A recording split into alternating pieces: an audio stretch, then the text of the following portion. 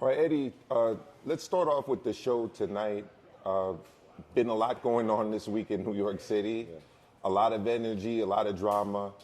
Are you looking forward to this fight living up to what's been happening outside of the ring this week? Yeah, I feel like I'm a fan.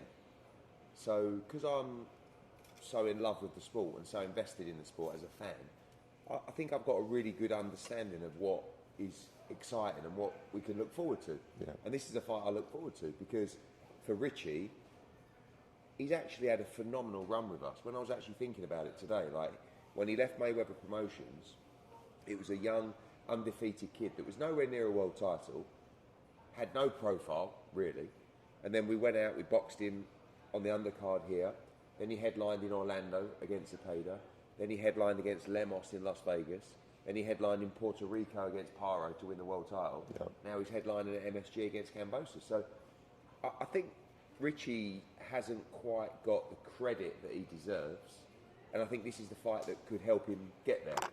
For Kombosos, who I've grown to really like as well, because he's a tenacious little fucker. Yeah. Like he's really like, and that's what, you know, this whole thing at the moment about, and I like it from Turkey as well, you know, like the Tom and Jerry stuff and stuff like that. You know what you're going to get with Kombosos.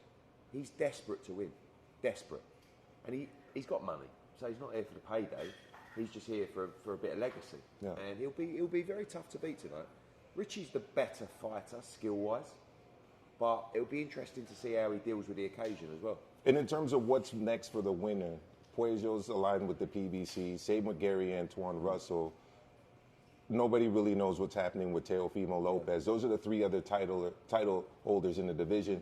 Where do you see the winner of this fight going in terms of their position? I mean, Kombosos, when I signed him, has already kind of said, when I beat Hitchins, I want to run it back with Teo, yeah. Which obviously they've got history, you know. For Richie, I think Richie against Teofimo Lopez is a great fight. Two kids out of Brooklyn, you know, it's a good fight. See if he moves to 47. I don't really understand the desire for Teo to move to 47. I don't think he needs to physically. Mm-hmm. Like when he hydrated and they weighed in for the last show, he was like 145 pounds. Yeah. So I'm not so sure, but also, you know, there's good opportunities now for people to work together because we've got an open path with PBC. We're talking to them. We work with Golden Boy a lot now. So Puello against Matthias, the winner's got to fight Dalton Smith, which is our guy. Russell, you know, could be a fight there. And we'll see what happens with the likes of, you know, Keyshawn moving up, those kind of guys. Thank you. Speaking of the Keyshawn, could there be a possibility of Keyshawn versus Richardson Hitchins? Yeah, I mean, look, who knows what's happening with Keyshawn? I mean, something's not right about him, you know, and he's got to deal with that. And I think, I don't know him well enough to know what's going on, but something's going on. And I think he's got to come back. He'll be up at 140 now. I guess he'll use the opportunity with the WBO to put himself in what might be a mandatory position, you know, which is potentially for Teofimo. Then if Teofimo moves up, he could be fighting for the vacant title. So yeah, I think Keyshawn is obviously going to be around at 140. The other day, Eddie, we had talked about Boots, and you know, you confirmed that more than likely he's going to 154. That made its way around social media, and then like his path forward became like the conversation online a little bit. You know, Virgil seems to be out, but you spoke about that being a potential fight. What do you think is the most realistic option if it's not Virgil? Could it be Tellez? He's got the interim 154 title. You know, could it be maybe a different guy? You know, Murdzaliev is out there. Yeah, you know. I think like there's no final decision from Boots yet, and he'll make that decision and he'll announce in due course. But you know, one of the reasons that we didn't jump at the Teo fight is because of the weight and because it's a real possibility that he's going to move to 54. So they asked us if we'd fight Virgil Ortiz on August 16th. We said yes. And then they said Virgil wasn't available in August. He's not going to fight till later in the year. So we now say we'll probably fight in August, September, and then we're up for Virgil Ortiz as well. November, December, whenever. For us, I think it would be good to have that kind of interim fight.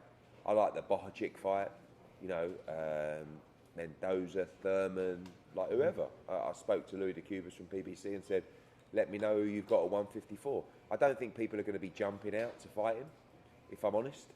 But you know, there's a decent payday there and a big fight. Looking at 175, Eddie, we've got obviously Better Be Bivol. Right under that, we've got a crop of title contenders, especially out of England. The one that I'm going to ask you about is obviously Callum Smith, rumored to be taking on David Benavidez. What's the status of that fight and what's going on with Callum Smith right now? So we've had an offer from PBC for Callum Smith to fight Benavidez. We're negotiating with them at the moment. It's a great fight, and we all know that Benavidez is a great fighter. You know, it's not an easy fight at all. Callum was the Ring Magazine world champion at 168 pounds. He'd love another shot at the title. There's no easy championship at 175. You know, you've either got Bivol or Benavidez. So there is a very good chance that Callum will take that fight against Benavidez, and we'll be making our decision over the next 1 or 2 weeks. So that would be an offer for a fight here in the United States for Callum? Yeah. Eddie, you know, Tank, he's got his hands full. He's got a rematch coming up with Lamont Roach soon, and no guarantee that fight goes his way. But, you know, beyond that, you've got two fighters, one who's been calling out for a long time in Shakur, and now Richardson and Hitchins, you know, in the mix, and it seems like they've been going back and forth. Is that a fight? I mean, obviously, I know you'd love to get Tank in with either of those guys, but you think there's any more potential with Richardson and Hitchins than there was with Shakur? I don't know. I mean, I don't know what Heyman's going to want to do with Tank. Like, he's got the fight with Roach coming up. Is that dates up? August 16th as well, yeah. So, you know, that's a tough fight. But then after that, who is there for him to fight? You know, I think that's the same with Shakur. You know, when Shakur beats Zepeda, you know, he could attempt to unify. Obviously, you've got Abdullah Mason, Sam Noakes. You've got Andy Cruz, he's going to fight. Touch wood, he wins tonight. He's going to fight Murataya for the IBF world title. So there's those unification fights for Shakur. But, you know, the fight really is Shakur v Tank. But it's just a case of whether Tank and their team would want to accept that. What do you think is the holdup there? Is it just like because I'm sure Tank is not afraid of Shakur, but you think is it like pride getting in his way, or maybe the online I don't know, talk, yeah, but like, to be honest with you, Shakur is unbelievably humble about that fight. You know, where he goes, I'm the B-side, I'm getting less money, I understand. So, I don't know. It's just whether they, Tank or Heyman, want to give him that fight. Let's just stay in a theoretical world, because again, they've been going back and forth. They are in different weight classes by 5 pounds, but Richardson Hitchins versus Tank. How do you see that fight going if it were to ever happen? Richardson's going to be tough for anybody to beat. You know, I mean, you see that tonight. But again, the problem is with Richardson, and this was a problem with Boots, but we built Boots now, is that people will use the excuse of, he's not that big a name, or he doesn't have that kind of profile, as an excuse not to fight him. So we built Boots, he started selling out arenas, now you get great money to fight him. But the problem is, with Richie, you don't yet. So tonight is a step towards that. You know, because everyone, why would I fight Richard Hitchins? It's like that. When someone says that, that means they're very good and they're tough to beat. Do you know what I mean? Mm-hmm. If they weren't, they'd just fight them. Gotcha. I get it. Brian Norman Jr. is fighting next week. You obviously made overtures and offers in his direction for a Boots fight. You think there's a bit of regret there that they've lost that opportunity? No, I just think they don't want the Boots fight. I mean, we offered them 1.8 million before, and they asked for 2 million. And then something happened, I can't remember now. And then this time, we went back after the Stanionis fight, and we said, all right, we'll give you the 2 million. And they said, oh no, we're going to Japan. And I said, no, I know that, but let's lock it in for later in the year. Yeah. And they said, no, we don't want to talk about any fights till after the Japan fight. I'm like, why? I don't know, because we're just focused on that. It's like, well, I know Brian's focused on that, but your team, Top Rank, were happy to do the deal. Yeah. But Brian wasn't. So, I don't know. I mean, he's a good fighter, but... And would that be a potential opponent potentially for Conor Benn? Should he move back down to 147? If Boots moves to 54, then Paddy Donovan against Lewis Crocker will be for the vacant IBF world title. Yeah.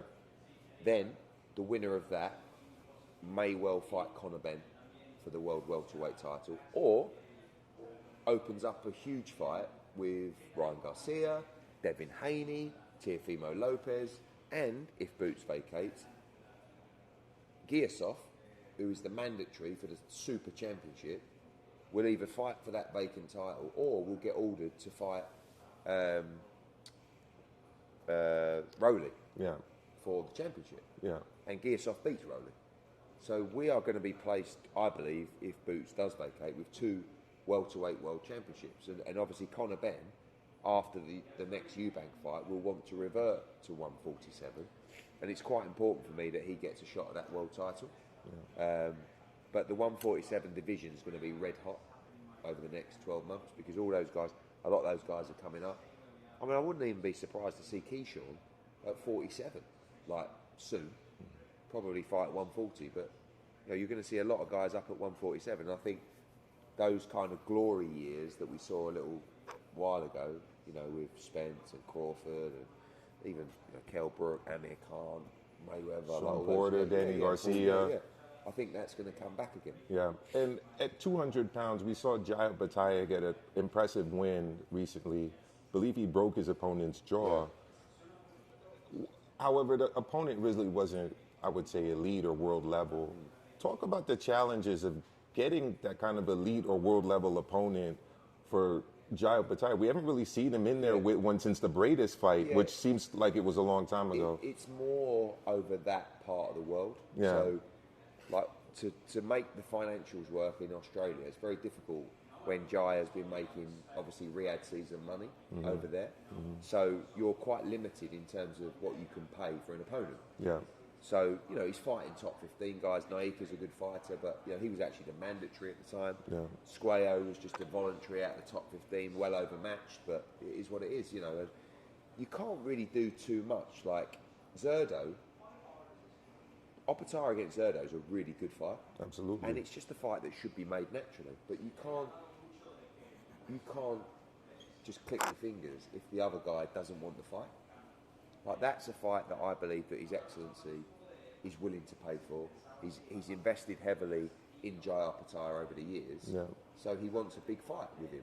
And after Zerdo fights Dorticus in July, he should just say, I want to fight Jai. I'm not so sure he will.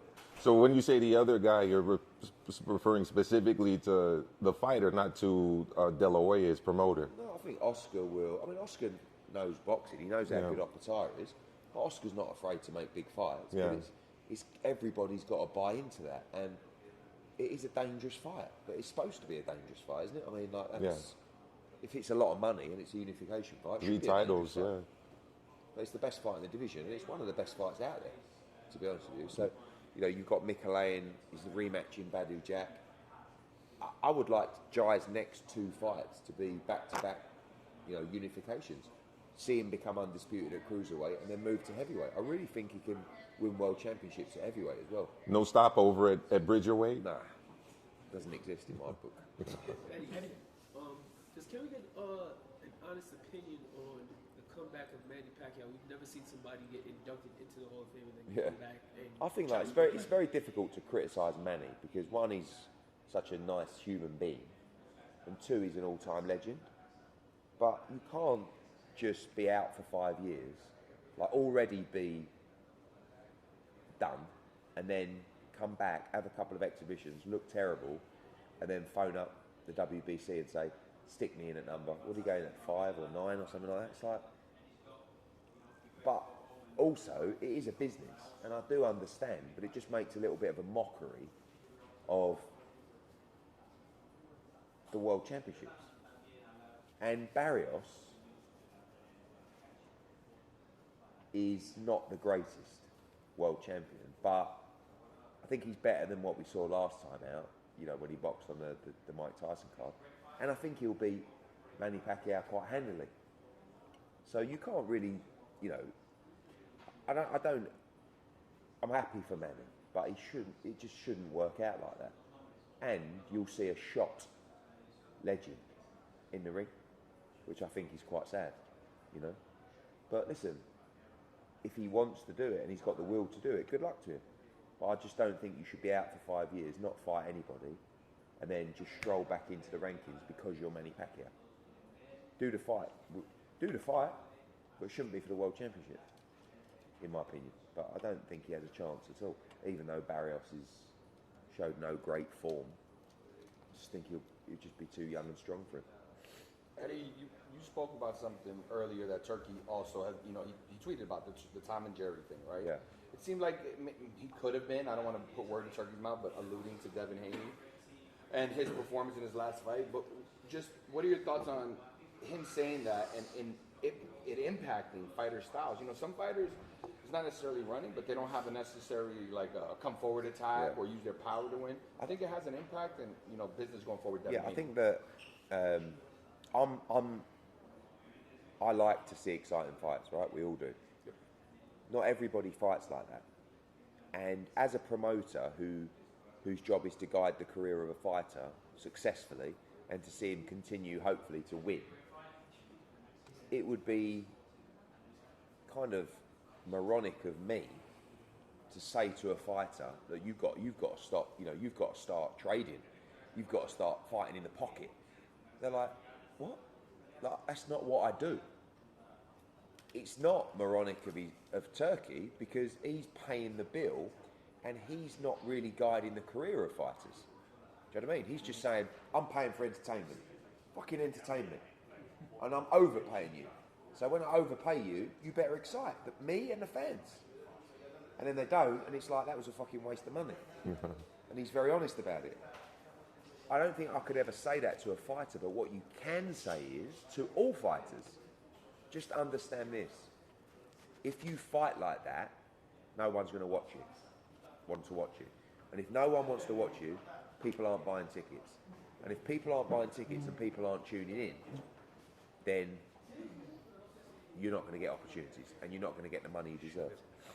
And this man coming in now, Sugar Nunes, this is a guy that you know every time they step into the ring will give you entertainment.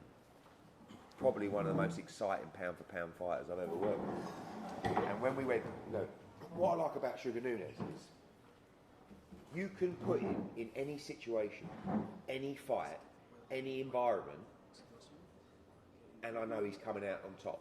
Like, he's the kind of guy that you could throw into a bar with 40 people and say, Sugar, I'll see you in 5 minutes, and he'll come out, you know, like a Western out of the bar and say, Vamos! You know what I mean? Right? So much so that he went to Dagestan or wherever, you know, to fight Rakimov. I mean, in the most hostile of territories. And they tried to rob him on the scorecards, even though, like, and he knocked the guy out in the 11th round. Then he went to Japan, and it was like, no problem. Yeah. And I would never send a fighter to Japan, really, to fight for the world title. But I'd send Sugar, because I know he's fine. Like, I know he's coming out the other side. You know, and now, against Rikishi, he changed his life, because he's now, for me, one of the most exciting fighters pound for pound in the sport, but also world champion at 130 pounds with massive fights. Yeah. You know, Navarrete, unification. Ray Ford, who's here tonight, he's fighting Kakachi. If he beats Kakachi, he could fight Sugar Nunes as well. And this is a guy you guys need to start talking. He's a young man, and he's going to be around for a long time. And I want to make sure you guys follow his journey. Una pregunta aquí, Azúcar.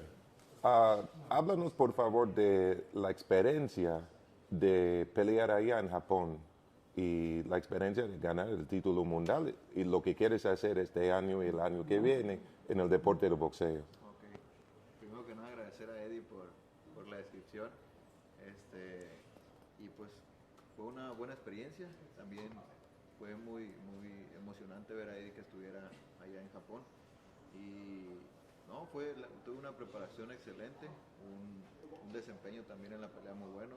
Nos enfrentamos a un gran peleador que es Rikishi, y gracias a Dios pues nos logramos llevar la pelea ampliamente y me siento contento de estar en el lugar en el que estoy. Esperé mucho tiempo por ello y pienso seguir trabajando. Me encantaría hacer una defensa y luego una unificación. Excelente. So the question was, talk to us about that experience that you had going to Japan, going and winning that world title, but also what you want to do next year, in the coming years, and what you want to achieve in the sport. And Sugar's answer was, I want to say first and foremost, thank you to Eddie for that great description of me before. But also, I'd like to say that it was a fantastic experience in Japan. It was really exciting to go there. I think we put in a really good camp preparation, and it was also a really good performance from me on the night against a great fighter, Rikishi, and thank God we managed to achieve what we achieved. You know, in terms of what I'd like to do next, I would love to continue working hard. I would love to have a defense of my title, but also to go on and unify in the division. ¿Te gustaría pelear contra Navarrete? ¿Y aquí en los Estados Unidos o en tu México lindo? Me encantaría, donde sea que fuera, en México, en Estados Unidos. Sé que iba a ser una pelea muy atractiva para todo México y para toda la afición del mundo del boxeo. Y tengo fe que un día se va a dar esa pelea. So the question was, would you like to face Navarrete? Would you like to do that in the US or in your beautiful country of Mexico? And Sugar's answer was, I'd love to have that fight. I'd love to have that fight anywhere, Mexico or the US, wherever. I think it would be a really attractive fight for the fans. But I think it would also be an attractive fight for the whole boxing world, and I have the faith and the belief that that fight can be made. Hey Sugar, ¿cómo estás? Felicitaciones primero que todo por el título. Navarrete o va a una revancha contra el filipino o tal vez sube. Lamont Roach va contra Yerbota Davis. Solamente te queda Foster. ¿Qué tú piensas? ¿Pelear con Foster y tal vez subir o qué es lo que realmente tú deseas? ¿Qué es lo que tú quieres hacer? Lo he dicho pues mucho que me encantaría pelear con Foster y con Navarrete porque estoy interesado en una unificación y con cualquier campeón me encantaría pelear. No tengo problema por ello. So the question was, obviously Navarrete is going to look for the rematch with a Filipino fighter. You've got Lamont Roach, you've got who might be going up in weight. So is the Foster fight one that you'd be really interested in, or what would you like to do in terms of opponents that you would like to face? And Sugar's answer was, I've always said that Oshaki Foster or Navarrete would be the fights that I'd like to have because I'd like to unify, and the opportunity to go and unify in that division. So I'd have no problem facing either of those fighters. Sugar, I know obviously you're going to welcome all comers, and in a unification bout or a defense. My question for you is, as far as the champions go, the Navarretes, the Fosters, like we just spoke about, who of those guys do you think would have the hardest time with your style? Sí, hablamos obviamente, has hablado de querer unificar la división y todo esto. Hemos hablado de Navarrete y Foster. Entre ellos dos, ¿quién lo tendrá más difícil lidiar con tu estilo? Pues los dos son grandes peleadores. Siempre lo he dicho que Vaquero también es un gran peleador. Me gusta mucho ver sus peleas, también de las peleas de Foster. Son pues grandes peleadores que por algo están en el lugar en el que están. Y díganos, Sugar, díganos, habla claro. A los dos se les iba a dificultar. Respeto. So the question was, so they're two great fighters, Navarrete and Foster. I really enjoy watching their fights, so they're obviously where they are for a reason. And then the question was, can you stop sitting on the fence, tell us who would have it more difficult? And Sugar said, I think both. Háblanos por favor de tu historia en el deporte, cómo empezaste, lo que hiciste al nivel amateur. Ok, empecé a los 13 años, empecé por defensa propia para aprender a defenderme. Hice una carrera amateur de 5 peleas, pero tuve muy bonita y buena experiencia en los sparring. Me tocó trabajar en sparring con Fernando Montiel, Cochulito, con Hugo Increíble Cázares, con grandes campeones que estuvieron en el gimnasio. Pienso que me sirvió mucho esos sparring y pues debuté a los 17 años y aquí, hace 10 años y aquí seguimos trabajando. So the question was, talk to us a little bit about your history in the sport. How did you start? What was your amateur background? And Sugar said, I started at 13 years of age, and the reason I got into boxing was for self-defense, really. I only had 5 amateur fights, but I had some great experience in terms of the sparring that I had with Montiel, with Cáceres, some wonderful champions there, and I think that really helped. I made my debut as a professional at 16 years of age, and here I am today. Sugar, Eddie said that, if you were in a bar with 40 dudes, he would, give you the pound, walk out the bar and say, I see you in a little bit, and he had confidence you would come out. So my question for you is, where do you think he, besides obviously your fights, where do you think that comes from in you, where somebody would have confidence that one Sugar versus 40 dudes, Sugar wins the battle? de lo que hablamos cuando él estaba hablando de sientes un bar, hay 40 hombres y tú sales sin problema. ¿Desde dónde viene ese poder y por qué crees que tiene que tanta confianza y dónde viene de ti ese poder, esa posibilidad? Pienso que es del trabajo que realizamos día con día. Me encanta la verdad el gimnasio, estar en el gimnasio. Y más que nada es eso, el trabajo y la dedicación que uno realiza. To be honest, I think it's just the work that I put in, day out. I love being in the gym and I work really hard. It's that dedication that I put in. I think it comes from there. Has he ever fought 40 dudes? ¿Has tenido una pelea con 40 hombres en tu vida? Maybe tonight. Díganos tu sentimiento en firmar con Eddie Hearn y por qué escogiste Matchroom. Pues la verdad que muy contento por este paso que se dio en mi carrera. Agradecido también con mi equipo, los Cochules, Boxstar y Latin Co por la decisión que tuvieron y por la proyección. Maestro, un gran equipo, sé que nos va a proyectar muy grande como lo ha estado haciendo y ansiosos por seguir trabajando con ellos. So the question was, tell us why you chose Matchroom and Eddie Hearn. You know, why did you make this step to work with Matchroom? And Sugar said, I'm really happy with the step that I made, you know, in my career. I have to say thank you to my team as well, Los Cocholos, Latin Co, Box Stars as well. I think Matchroom have really been able to push me really well, and I think they'll continue to promote me in a great way, and I'm really anxious to see what's next. Eddie, we recently heard Turkey LL Sheikh describe certain fights as Tom and Jerry fights. I'm guessing you're going to agree with me that this is no Tom and Jerry fighter. What's the likelihood that we see him get a big opportunity on one of these Riyadh Season or Ring Magazine cards? You know, I've been pushing him on those cards for a while now. Yeah. But he just needed that breakout fight because, you know, His Excellency watches a lot of fights around the world, but he's not had an opportunity to watch him. Yeah. And before he fought in Japan, I said to Turkey, make sure you watch this guy. So he now knows this guy is full of excitement. And, you know, there's a lot of people following those comments that have been reaching out to Turkey saying, I'm excited, let me have a chat, you know. But now we're a little bit different because before we were looking for that opportunity, now we got the crown.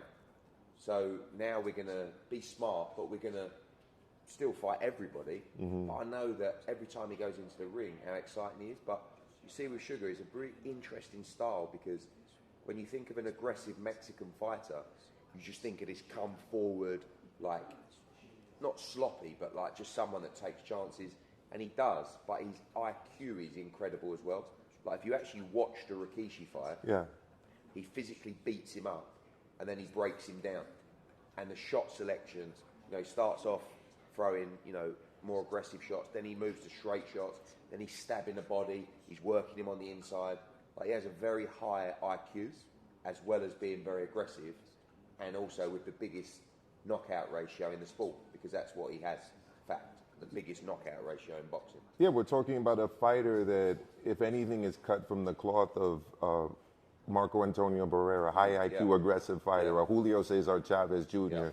So it's really about getting him the big fight. So who do you want to target? I like the Navarrete fight because it's two Mexicans and it's just an absolute war. Like Navarrete's never in a bad fight, nor Sugar.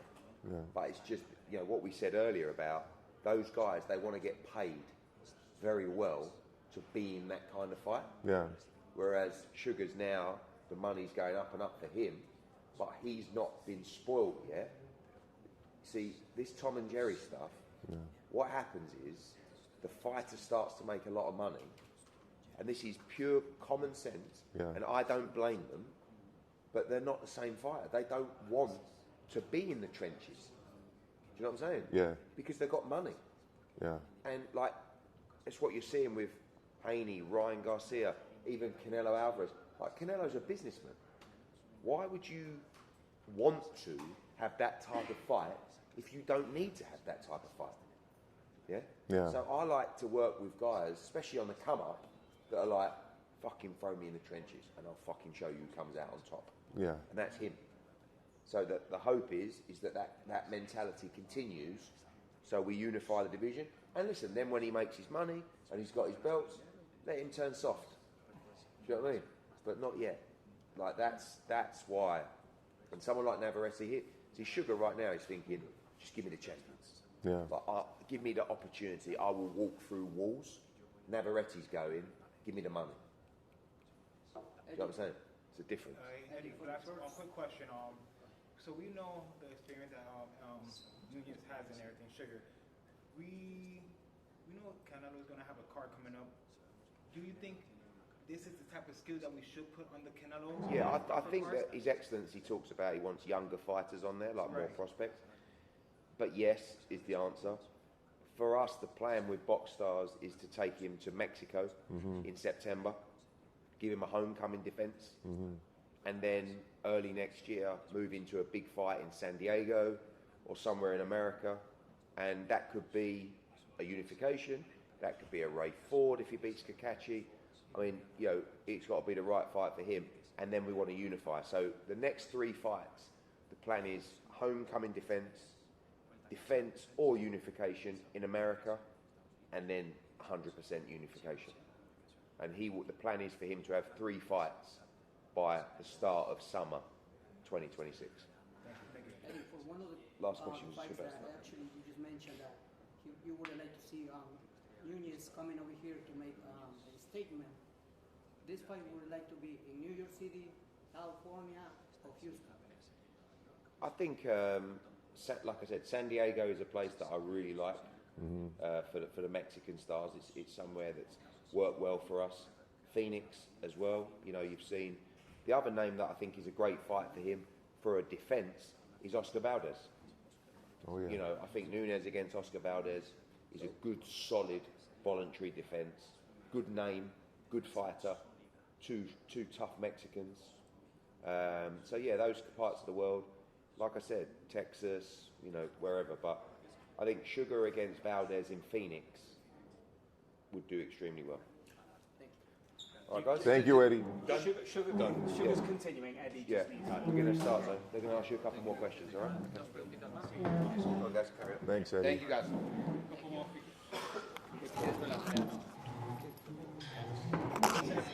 because he's going to go watch the fights. Yeah. Sí, por favor.